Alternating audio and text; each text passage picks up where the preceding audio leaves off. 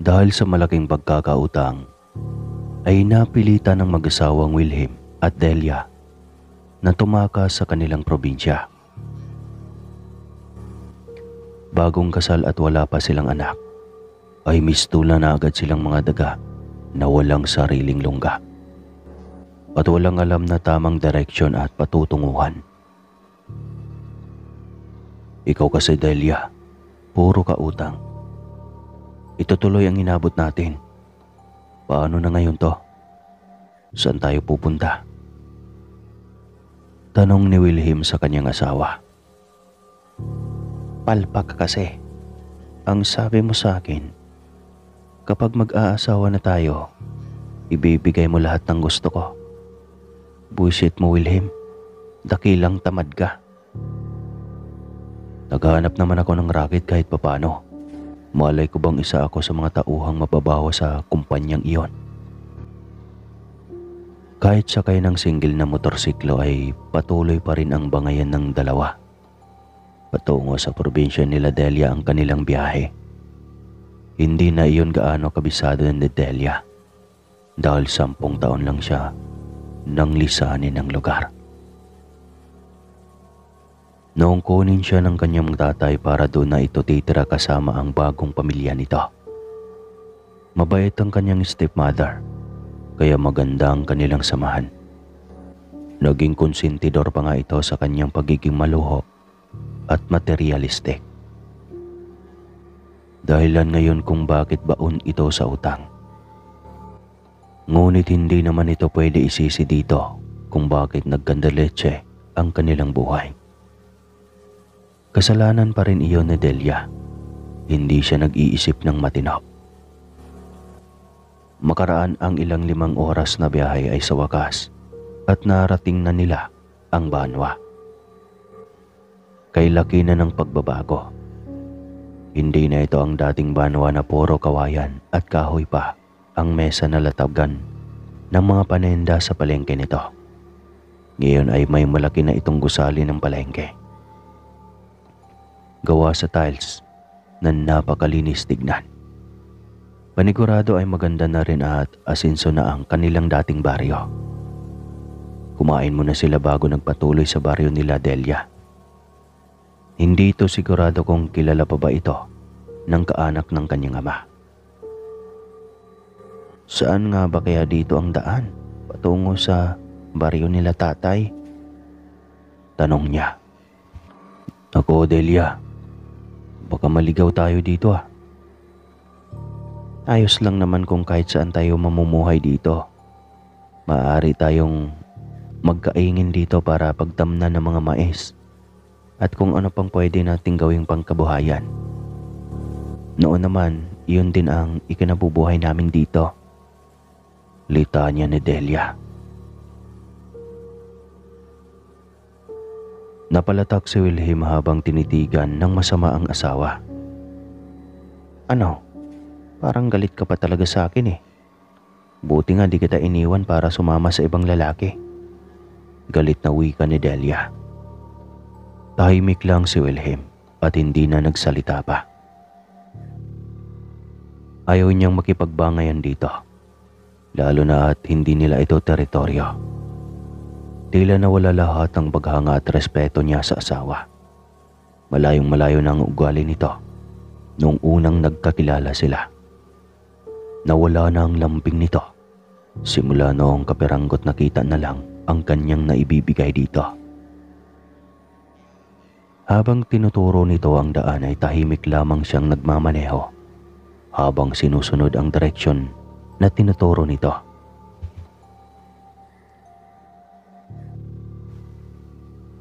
Bakit parang walang pamamahay sa lugar na ito?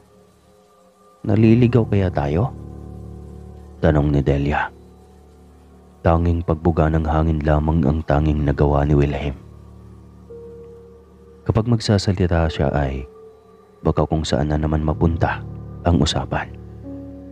Iiwas na lamang siyang magsalita para hindi na patungo pa sa bangayan. Lagi pa naman siya ang mali. Ayan, may lumang bahay. Silipin natin Wilhelm. Masayang wika ni Delia. Ipinarada ni William ang dalang motorsiklo sa bakuran ng lumang bahay. Abandonado ito kung hindi ako nagkakamali. Tignan mo.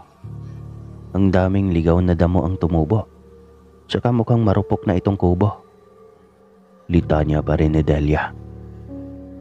Nang mapansin na kanina pa tahimik si William ay bigla na naman itong nagalit. Ano ba, William? Kanina pa ako nagsasalita dito. Para naman akong walang kasama dito.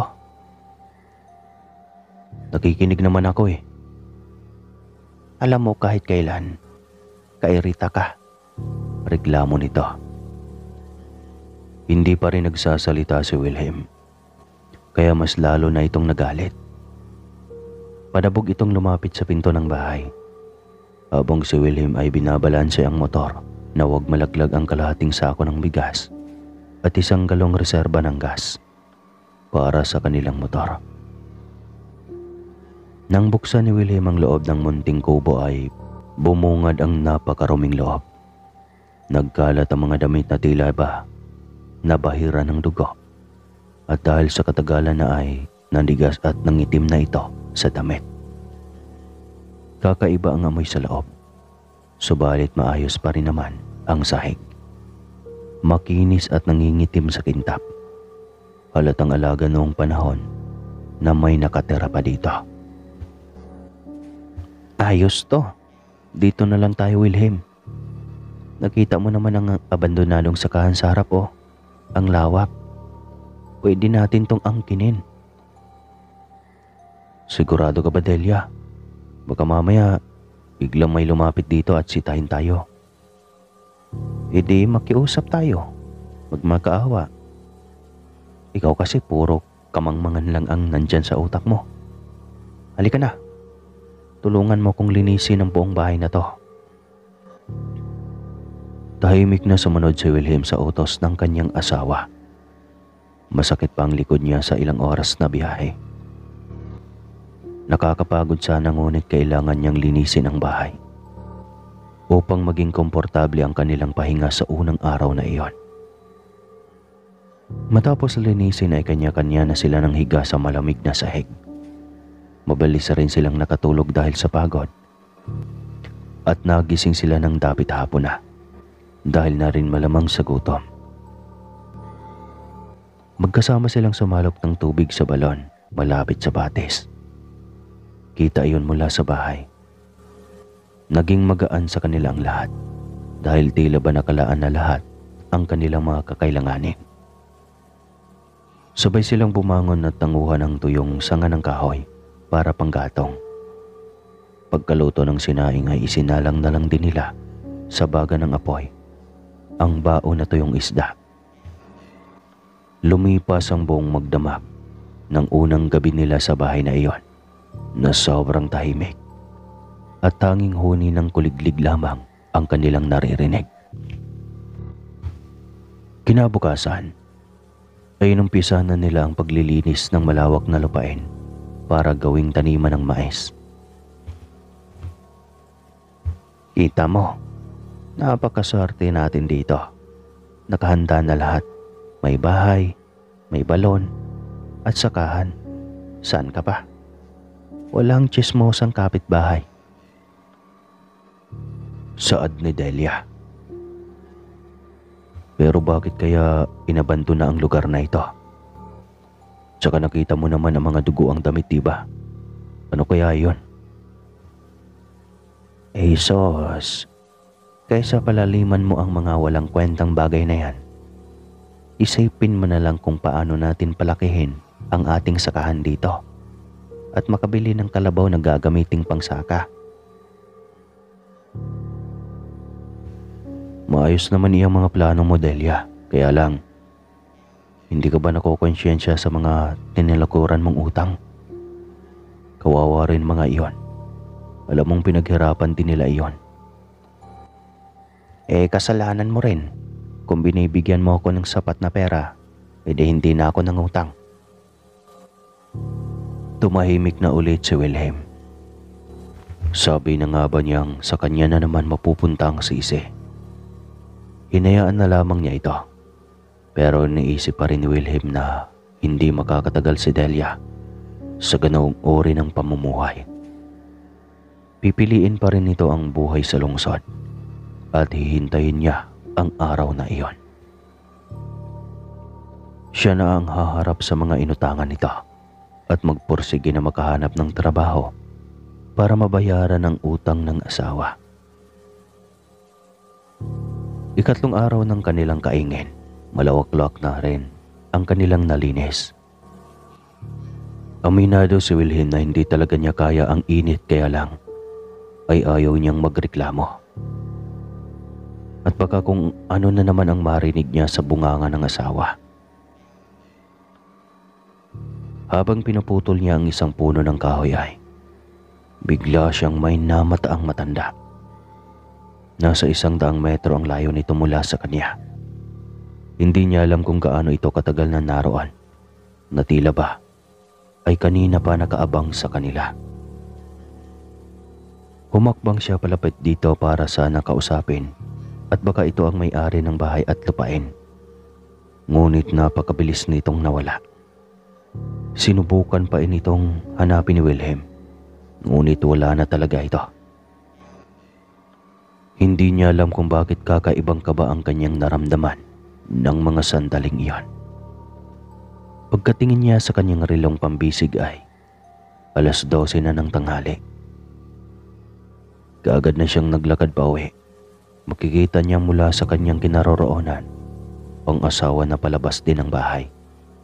Kinawayan siya nito. Marahil ay manananghalian na sila. Pagkabungad sa pintuan ay kwento niya kaagad dito ang tungkol sa matanda. Baka may mga nakatira pa dito na karatig lang natin. Baka nahiya sa'yo kaya nagtago. Opinyon ni Delia. Hindi ko alam. Tanging sagot niya. Oh, bakit parang takot ka? Kasi Delia, ibang kabang nararamdaman ko nung kaninang nakita ko ang matanda. Hindi ko alam kung bakit. Ayan ka na naman sa pagiging duwag mo. Kung ano-ano na naman siguro ang pumapasok riyan sa kokote mo. Muli siyang tumahimik. Sigurado siyang hahaba na naman ang usapan. At kung saan na naman mapupunta ang usapan. Hanggang sa makatapos silang mananghalian ay wala silang imikan pareho. Hanggang sa maghapunan na naman silang muli dahil paggabi na. Sanay sila sa lungsod na gabing-gabi na kung maghapunan. Ngunit dahil sa tahimik at maaga silang gumigising para magsaka ay kailangan nilang baguhin ang kanilang pang-araw-araw na routine. Pahiga na sila nun nang may biglang may mabangis na huni ang parating at sa kanilang bahay iyon. Dumapo ito sa harapan ng bakuran. Aswang yan, bulong ni Delia. Maingat na bumangon si Wilhelm at sumilip sa luma at butas-butas na dingding. Kita niya ang isang nilalang na may mahabang pakpak, magulo ang buhok, at animo ay isang tao na putol ang katawan. Nakapatong ito sa lumang selya na pahaba na gawa sa kawayan. Tignan mo, Delia. Anong uri ng nilalang yan? Tanong niya. Maingat na lumapit si Delia para silipin ito. Namilog ang mga mata nito sa gulat nang makita ang isang nilalang na putol ang katawan. Isa pang katulad nito ang dumating at sa motorsiklo nila ito dumapo. Lagot. Manananggal iyan, Wilhelm. Pabulong na sagot nito. Biglang kinabahan si Delia. Naalala niya ang isang sityo sa kanilang baryo na teritoryo ng mag-inang manananggal. Naisip niyang baka ito ang lugar na iyon. Napakabangis pa naman ng mag-inang iyon at marami ng biktima sa kanilang baryo. Anong gagawin natin, Wilhelm? Sigurado kung hindi tayo tatantanan ng mga nilalang na yan. Huwag kang matulog, Delia. Hindi tayo dapat matulog dahil sigurado akong aatakihin talaga tayo ng nilalang na mga ito. Pero pwede nilang sirain ang bubong ng bahay na ito. Sobrang rupok na nito, maging ang ating dingding. Kaya nga hindi tayo dapat matulog, sagot niya. Paikot-ikot ang dalawang nilalang sa kanilang bubong. Halatang galit na ito. Ilang sandali pa ay binangga ng isa ang dingding. Akala ni Wilhelm ay masisira iyon. Ngunit laking pasalamat niya dahil hindi naman ito nasira. Ngunit patuloy ang pagbangga ng nilalang sa bintana kaya naisipan ni Wilhelm na kumuha ng tiyempo. Sa susunod nitong pagbangga para sirain ang bintana ay sasaksakin niya ito ng mahabang itak. Kahit puro kalawang na ito ay magagamit pa rin ito panlaban sa mga manananggal na gusto silang maging biktima. Matagal na katahimikan kaya inakala nilang iniwan na sila ng mga manananggal. Ngunit laking gulat nila nang biglang binundol muli ang bintana. Ngunit sa pagkakataong iyon ay nakahanda ang kalawang na itak ni Wilhelm. Pag-aari pa yata ito ng dating may-ari ng bahay. Hindi man mapapatay ng talim ng itak ang manananggal na iyon, mamamatay naman ito sa titano dahil sa kapal ng kalawang na nakakapit sa itak. Sapul nga ng itak ang katawan ng manananggal. Napakatinis ng boses nito ng masaksak na mahabang itak. Ang isang manananggal mula sa bubong ay napahiyaw din na tila ba ay galit na galit. Kayo naman ang sumugod dito eh. Hanap buhay ang punta namin dito, hindi ang pumatay. Subalit pinilit nyo kaming lumaban, sigaw ni Wilhelm. Tila galit na galit pa rin ang nilalang na nasa bubong. Kuskus nito ang bubong na tila ba ay nais silang pasukin sa loob. Patay tayo nito, Wilhelm. Mukhang walang balak ang mga nilalang na iyan na tatantanan tayo. Hayaan mo, may balak iyang gumante, saad ni Wilhelm. Sige, pumasok ka.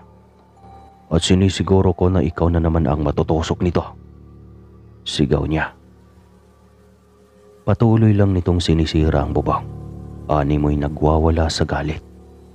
Sa huli ay sumigaw ito ng malakas, sabay pagaspas ng pakpak at lumipad na palayo. Takot din itong isugal ang sariling buhay. Napagtanto ni Delia na sobrang hirap kapag hindi mo kabisado ang nasabing lugar, lalo na kapag wala kang kaanak. Bumalik na tayo sa lungsod bago pa tayo mapahamak, Delia, hiling ni Wilhelm sa asawa. Paano yung utang ko? Tsaka hanapin na lang natin ang dati naming baryo. Itiya karatig lang iyon ng baryong ito. Hindi iyan ang pinupunto ko, Delia. Alam mo, napag-isip-isip ko na hindi dapat takasan ang utang. Kasi kahit tatakasan natin iyon, hahabulin pa rin tayo ng karma. Mag-isip ka nga, Delia. Paano kung hindi dalawa ang mga nilalang na iyon? Maaring nakaligtas tayo ngayon. Pero paano bukas? At sa susunod pang mga araw? Lalo na at napatay ko ang isa sa kanila. Kinabahan din si Delia sa paliwanag ng asawa. Takot na nga ito sa dalawa. Paano na lang kung marami ang susugod at aatake sa kanila? Pero wala na akong trabaho. Wala ka rin. Kaya paano tayo makakabayad ng ating utang? Utang mo lang, Delia. Huwag mo akong idamay sa mga utang mo. Tsaka, oo na. Maghanap ako ng paraan para mabayaran pa unti-unti ang utang mo.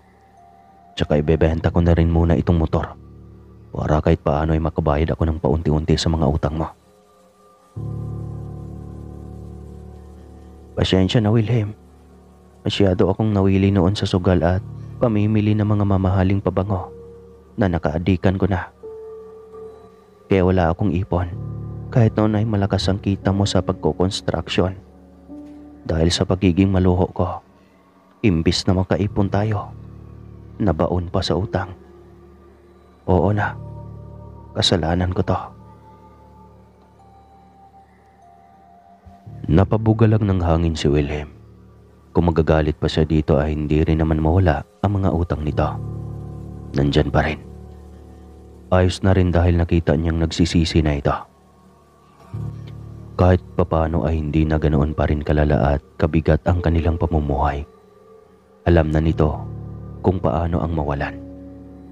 Siguro naman ay matuto na ito sa buhay at hindi na muling mangutang ng mangutang nang hindi na aayon sa kanilang kita. Kinabukasan nga ay maaga pa silang bumiyahe pabalik sa lungsod. Ayos na rin sana at tahimik na ang kanilang buhay sa bukid. Ngunit masyadong delikado ang kanilang buhay. Dahil hindi nila alam kung ano at ilan pang mga nilalang ng dilim ang nakapaligid sa kanila. Pagdating sa nasabing lungsod ay agad na pinuntahan nilang mag-asawa ang lahat ng inutangan ni Delia. Sumuko ito at nangako na magbayad kahit paunti-unti hanggang sa mabayaran ng buo ang lahat ng utang. Isang leksyon sa buhay nating lahat. Matuto tayong magbayad ng ating utang dahil hindi natin alam kung sa anong paraan tayo sisingilin ng karma. At hanggang dito na lang po ang kwentong ito. Maraming salamat sa lahat ng nakikinig. Isa lang masasabi ko. Magkape ka muna. Alright.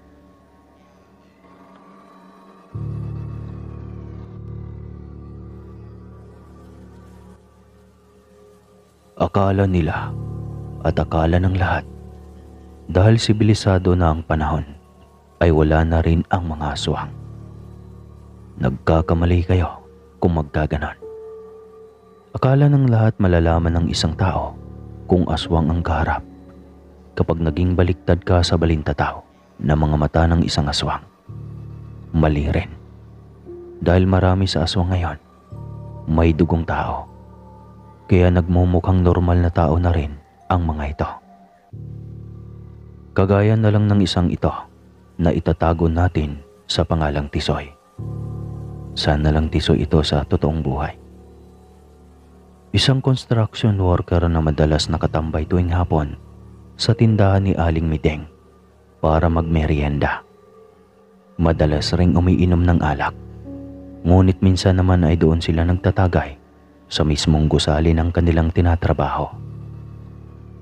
Nagtataka ang mga tao, lalo na si Aling Mideng.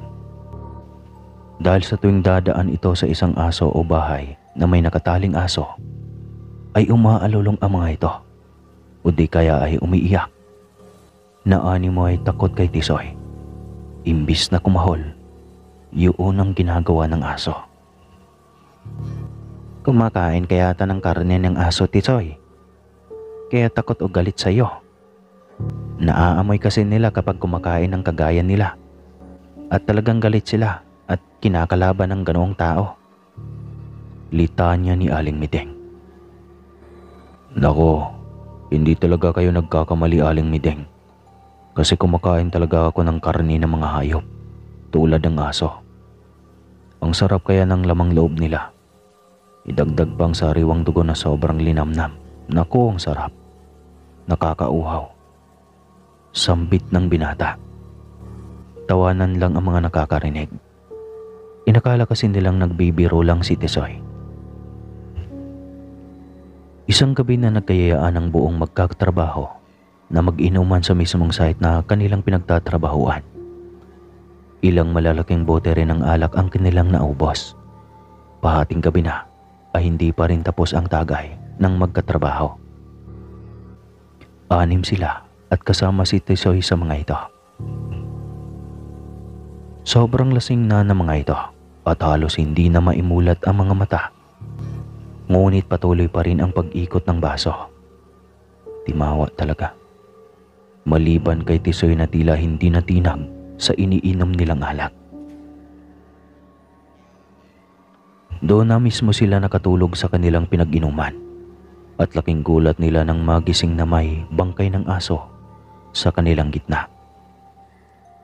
Naduwal ang isa sa kanila na siyang unang nakakita sa bangkay ng aso. Wasak ang tiyan ng aso at nagkalat ang mga bituka. Kaawa-awa ang sinapit ng alaga. Namataan nila ang baso na kanilang pinagdagayan. May bahid ito ng dugo, kaya lalong nagtaka sila kung paano nangyari iyon. "Huwag niyong sabihin na ginawa nating pulutan ng hilaw na karne ng aso?" tanong ni Lito, isa sa mga kasamahan ni Tisoy sa construction. "Kadiri ka, hindi nangyari iyan oh. Kahit lasing na lasing ako ay hindi naman nawala ang katinuan ko sa pag-iisip no. Wala yan dyan kagabi. Bago ako nakatulog ay wala yan dyan," giit ng isa. Binuksan pa nito ang palad at inusisa kung may bahid ba ng dugo, ngunit wala naman. Maging ang ibang mga kasamahan ay kanya-kanyang usisa ng kanilang mga palad. Wala din namang bahid ng dugo ang kanilang mga kamay. "Nasa tabi pala natin ang aswang kagabi. Buti na lang hindi tiyan natin ang napagtripang wasakin ng aswang. Yari sana ang isa sa atin kagabi," puna ng isa. "Oo nga eh. Ako naman, may aswang pala talaga," sagot ng isa. "Nasaan na kaya si Tisoy? Bakit wala siya rito?" tanong ng isa. Puro isa. "Baka nasa kanyang ginagawang barracks. Alam mo naman ang taong yon, laging nagtatago, parang dalagay." Nakatawang puna ni Lito. Saktong palabas si Tisoy na bagong ligo. "Abay mala, nakaligo ngayon si Tisoy ah. Ano kaya kung magpapakatay tayo ng manok para may pangtinula? Pa-blow out natin kay Tisoy, bagong ligo eh." Biro ulit ni Lito. Nasanay na silang biruin lagi si Tisoy dahil hindi naman talaga ito pikunin na tao. Madalas ay tampulan ito ng tukso dahil talagang napaka-sports nito sa mga biro. Isang dalaga ang unang nagpatibok sa puso ni Tisoy. Ito si Tere. Nakabaliktaran ng pagiging tahimik ni Tisoy. Hindi ko mabanggit yung Tisoy ah. Napakalakas nitong tumawa at tila ay laging masayahin, kung kaya't nakuha nito ang atensyon ni Tisoy. Bagong dating ito sa tindahan ni Aling Mideng, kaya malaki ang pag-asa ng binata na makilala ito. "Aling Mideng, isang boteng arya ng alak," paunang diskarte ni Tisoy.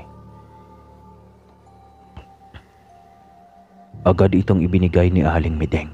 Nakita ng Ali ang mga mata ng binata na laging nakadikit sa pamangkin nito. Napalabi ang Ali at naisipang biruin ang binata. "Nako Tisoy, sariwang-sariwa ang lamang niyang si Tere," biro ni Aling Mideng. "Wag naman, type ko pa naman," mabilis na sagot ni Tisoy. Napangiti ng palihim si Aling Mideng. Napakaliteral ng pagkaintindi ng binata. Halatang wala itong kamuang-muang sa mga malalalim na salita. Napaka-inosente nito. Alam ni Aling Mideng na iba ang katauhan ni Tisoy. Ito ang bagong pag-alagalang aswang ngunit hindi rin malaman ng marami kung saan ito galing. Maliban kay Aling Mideng na noon pa man ay nagdududa na sa katauhan ni Tisoy.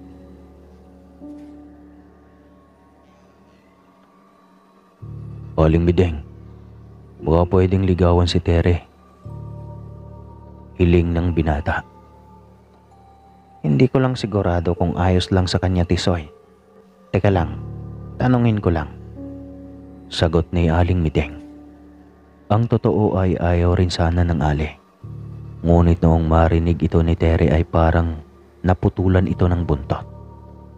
Agad itong lumapit sa munting bintana ng tindahan. Ngiting-ngiti na hinarap si Tisoy. Wala nang may magawa pa si Aling Mideng dahil nakalapit na nga ito. Ako si Tere at pwedeng-pwede talagang ligawan dahil isa naman akong single. Katulad sa mga nakikinig dyan, maraming single. Di joke lang. Nakakangising wika nito. Katulad din ni Tisoy, sobrang literal din kung umintindi ito. Kaya kahit anong sinyas ang gagawin ni Aling Meding na layuan si Tisoy, ay hindi nito maintindihan. Nang makaalis si Tisoy ay puro sermon ang inabot ni Tere mula sa tiyahin. Mahal ito ni Aling Meding dahil wala ang mga ito ng supling. Isang dekada na silang kasal ni Mang Besto, ngunit hindi nabiyayaan ang anak. Sa susunod, ayaw ko nang lumalapit ka kay Tisoy. Bakit naman, tiya? Mabait si Tisoy at type ko rin siya. Huwag naman sana akong bawalan umibig, tiya. Napakamot ng ulo si Aling Meding. Mukhang hindi niya ito mapapasunod. Hanggang sa nagising na lang sila, nawala na si Tere sa kanilang tirahan. Saan na kaya ang batang iyon? Tarangtang tanong ni Aling Tere. Iniisip niya ang risgo mula sa pamilya nito. Pananagutan niya sakaling may mangyaring masama dito. Hanggang sa sumipot ito kasama si Tisoy. Nakipagtanan ito kay Tisoy at walang magawa si Aling Meding. Kesa lumayas na naman ito at magkarisgo pa ito sa kapatid, ay pinatira na nito pati si Tisoy sa sariling bahay. Simula noong tumira si Tisoy sa bahay ni Aling Meding, ay gabi-gabi na lamang silang may bisita sa kanilang bahay. Hindi alam ni Aling Meding kung bakit laging may tiktik sa kanilang bubong. Gayong dati naman ay walang ganoon. Bilang lumaki sa probinsya, alam niya kung ano ang tungkol dito. Ayon sa kanyang lolo, kapag may tiktik ay may aswang. Dahil ang tiktik ang siyang gabay ng mga ito. Matagal na siyang duda sa katauhan ni Tisoy at ito ang gusto niyang alamin. Isang gabi, naisipan niyang huwag patayin ang ilaw sa likod bahay kung saan lagi ang mga aso ay umaalulong. Sa bandang kwarto nila iyon, kaya tiyak niyang malinaw niyang makikita kung ano man ang meron sa likod ng bahay. Meding naman, nagsasayang tayo ng kuryente. Kasayang at lalaki na naman ang bayarin natin sa kuryente. Saway ng asawa nito nang pigilan niya itong patayin iyon. Hayaan mo na kasi, ngayon lang naman, pamimilit nito. Walang magawa ang asawa nito kundi ang pumayag.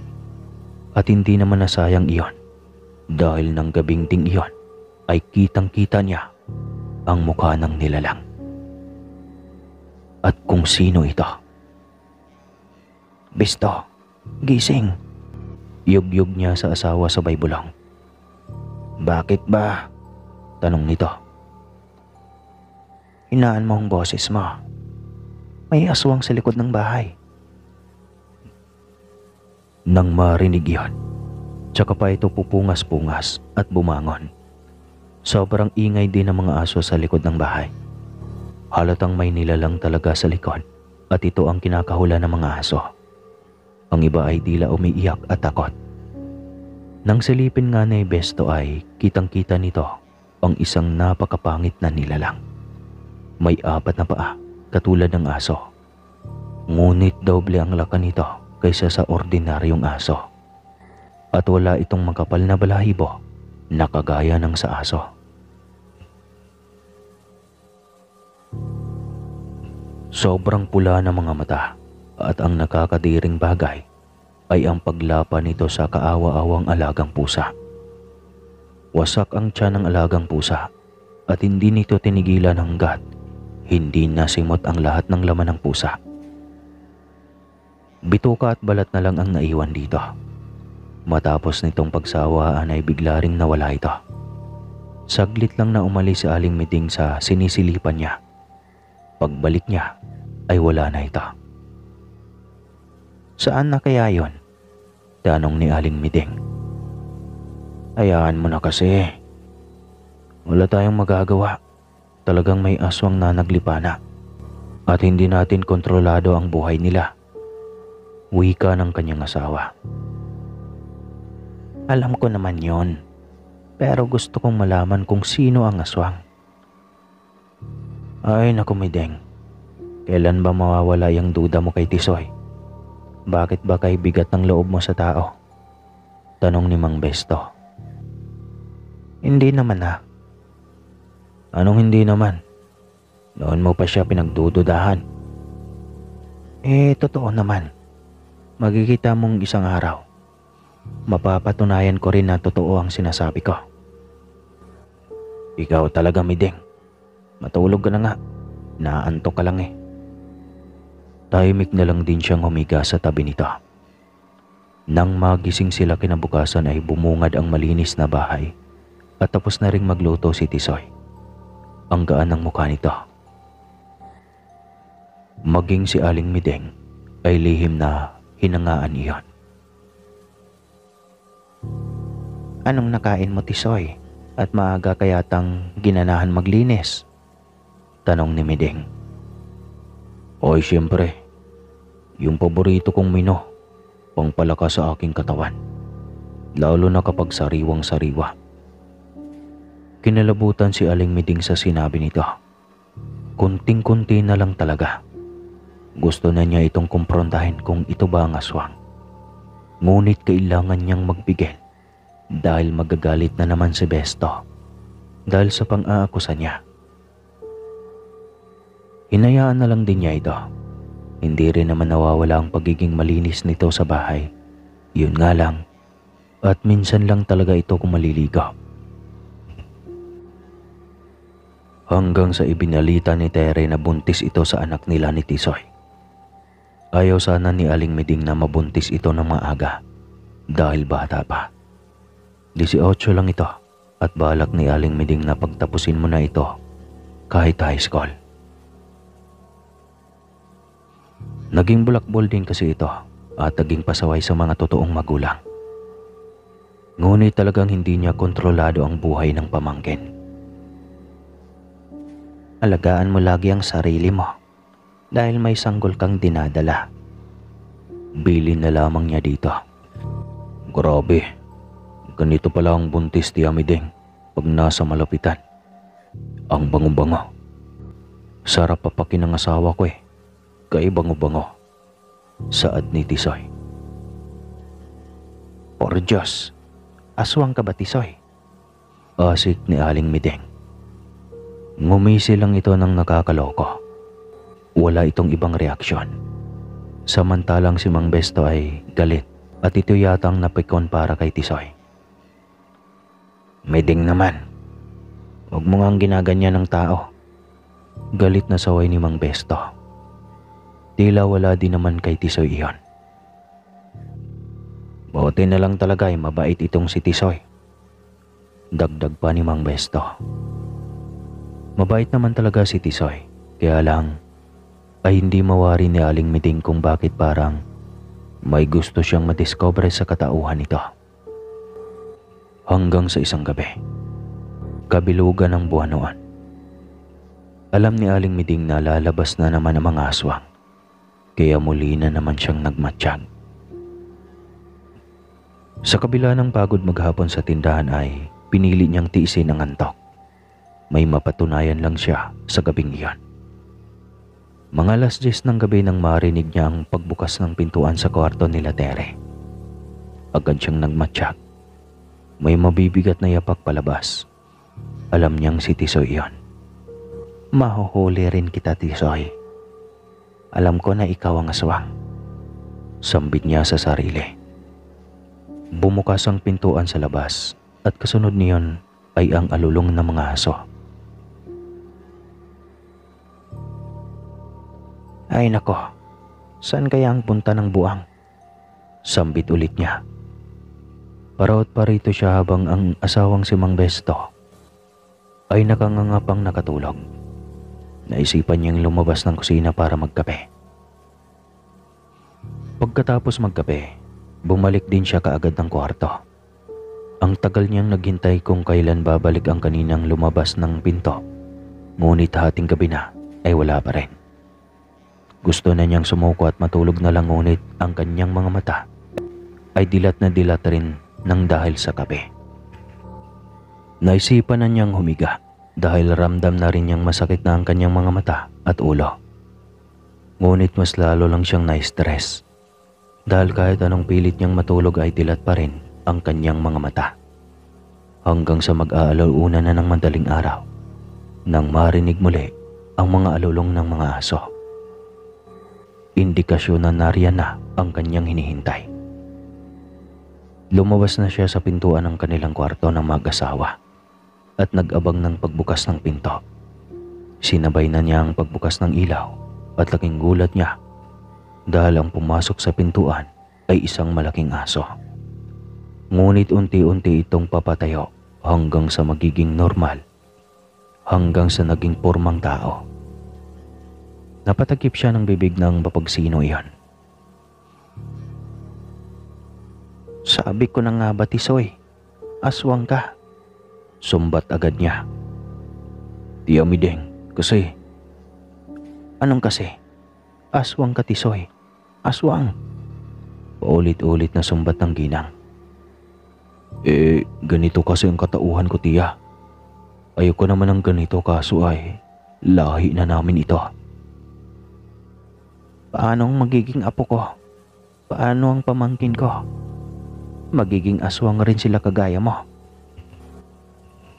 Ay, hindi naman po. Hindi yan, tiya. Pangako. Hindi ko gagawin iyon. Tila kalmado lang si Tisoy at kampante sa sinasabi. Biglang lumabas si Mang Besto dahil sa kanilang ingay.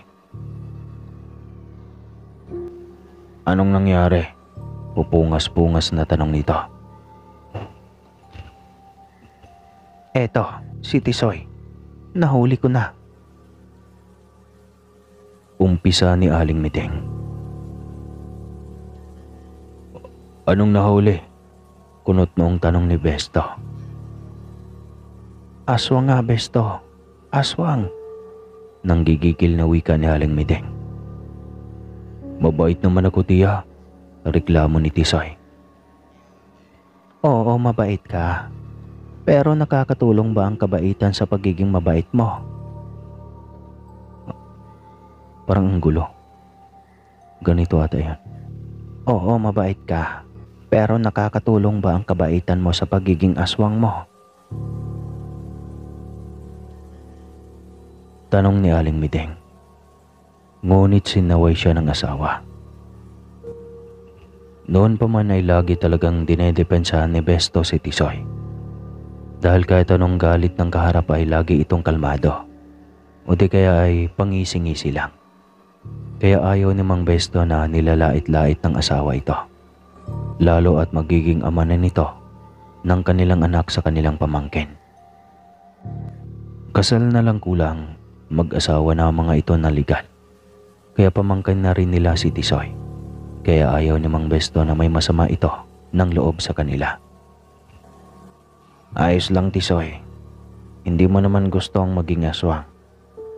Ang mahalaga naman, naging mabuti ka. Pagpasensyahan mo na lang ang iyong tiya. Saad ni Besto. Nung una nga lang, mabigat ang loob ni Aling Mideng dito. Pero patagal ng patagal, unti-unti ring natanggap nito ang katauhan ni Tisoy na noon pa alam ni Tere. At dahil mahal nito ang binata, handa nitong tanggapin ang lahat. At dahil tinanggap na nga, syempre tatapusin na natin ang kwentong ito. Sa kasalukuyan po ay masaya silang namumuhay at may sarili na ding tindahan. Nagkaroon pa sila ng 2 anak. Bali, naging 3 na. Maraming salamat po sa lahat ng nakikinig. At ito po si Sir Caspar, ang palaging nagsasabi sa inyo na magkape ka palagi.